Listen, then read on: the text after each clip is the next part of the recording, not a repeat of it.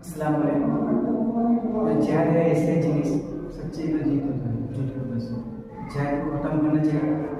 जहर जो आने वाले दिन से पहले बहुत लोग आएंगे तो कुछ नहीं, मुसलमान भाई मत कर दो, बर्दाश्त कर दो।